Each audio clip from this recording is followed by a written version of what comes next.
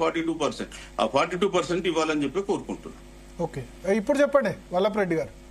అయితే ఇక్కడ చిరంజీవి గారు నేను ఐఏఎస్, నా పిల్లలకు ఉద్యోగాలు అవసరం లేదు, సరే వాళ్ళకి వర్తిస్తుందని అంటుండు, వాస్తవమే.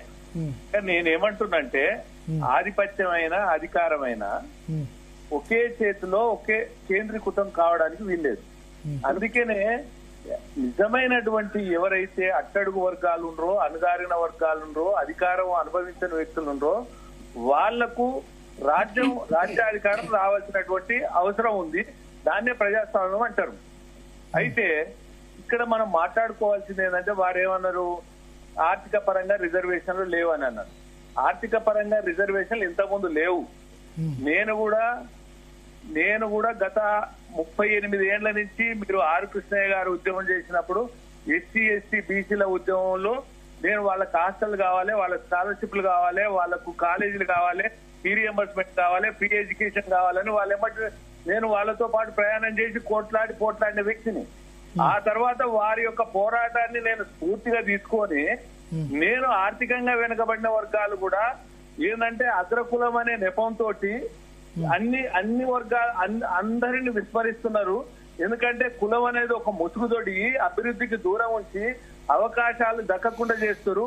అగ్రకులం అంటే ఏదో అభివృద్ధి చెందిన కులంగా భావిస్తారు. అందులో కూడా పేదరికం ఉంది. ఈ పేదరికం అనేది అభివృద్ధికి అడ్డుగోడ కాకూడదు అనేటువంటి నేపథ్యాన్ని తీసుకొని గత 23 సంవత్సరాల నుంచి నేను పోరాటం చేసుకుంటూ వచ్చినాం. సరే, దాన్ని గుర్తించిన ఈ ప్రభుత్వాలు దాన్ని సాధించిన స్కాలర్షిప్లు పెట్టించిన 2000. అది కాదు నేను అనేది ఏంటంటే మీరు అల్టిమేట్ గా ఏంది ఇప్పుడు ఈ 42% రిజర్వేషన్ మీద మీ స్టాండ్ ఏంది? ఎందుకంటే నేను other side of coin only BC leaders కాకుండా అదర్ సైడ్ ఆఫ్ కాయిన్ తీసుకోవాలన్నా తీసుకుని ఏమంటుందంటే మా స్కాలర్షిప్లు అయినా ఫీ రియంబర్స్మెంట్ అయినా ఈడబ్ల్యూఎస్ రిజర్వేషన్లు అయినా ఈడబ్ల్యూఎస్ రిజర్వేషన్లు కూడా అర్హులకే అందాలి.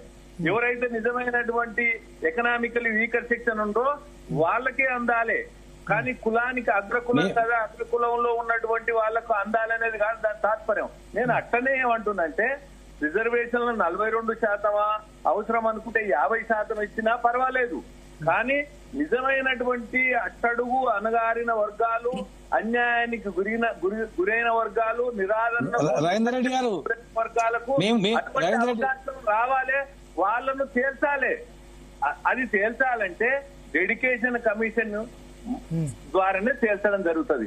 అయితే ఇప్పుడు కేంద్ర ప్రభుత్వం కూడా ఏం చేసిందంటే జనగణనతో పాటు కుల జనగణన ఏర్పాటు చేసింది కాబట్టి దాని ద్వారా కూడా తేలడానికి అవకాశం ఉంటది.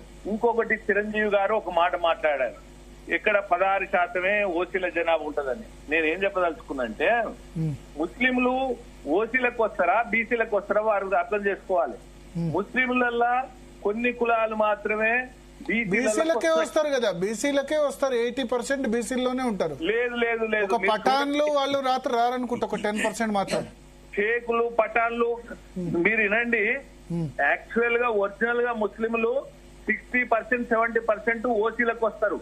కేవలం కొన్ని వర్గాలు మాత్రమే బీసీలకు వస్తారు.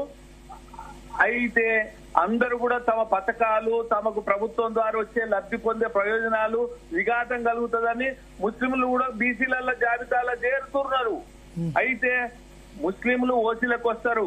వారు గమనించాల్సింది ఏంటంటే ఈ తెలంగాణలో రెడ్లు, బ్రాహ్మణులు, వైశ్యులు, క్షత్రియులు, కమ్మలు, కాపులు, బలిజలు, ఒంటరిలు, తెలగలు, వెలమలు, ముస్లింలు, అదే కాకుండా హైదరాబాద్ లో 31 లక్ష జనాభా ఉంది. ఓసీల జనాభా ఒక్క హైదరాబాద్ లోనే. తెలంగాణ మొత్తం పక్కకు పెడితే మరి ఇవన్నీ ఎందుకు లెక్కల్లో తేల్తలేవు? జనాభా ఉంటే లెక్కల్లో ఎందుకు తేల్తలేవు? ఎత్తేలో తేల్తాయి. మీరు వారు చెప్పారు ఏది ఇదివరకు మన కేసీఆర్ చేసినప్పుడు సమగ్ర సర్వేలా కూడా తేలలేదు అన్నాడు. సమగ్ర సర్వేలా 23.4 ముస్లింలు గాక ఓసీల జనాభా 23.4 ముస్లింలు గాక. నేను అందుకనే ముస్లింలు కలుపుకొని 30% ఉంటది ఖరాఖండిగా.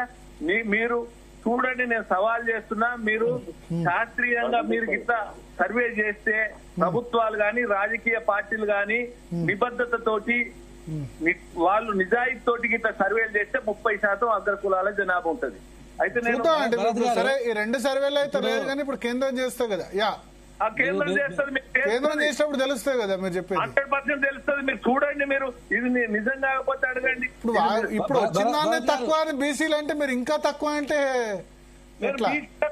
నేను బీసీలలో భరత్ గారు బీసీలో నేను తక్కువ అంటే లేను. 50% అనేది బీసీలు ఖచ్చితంగా ఉన్నారు.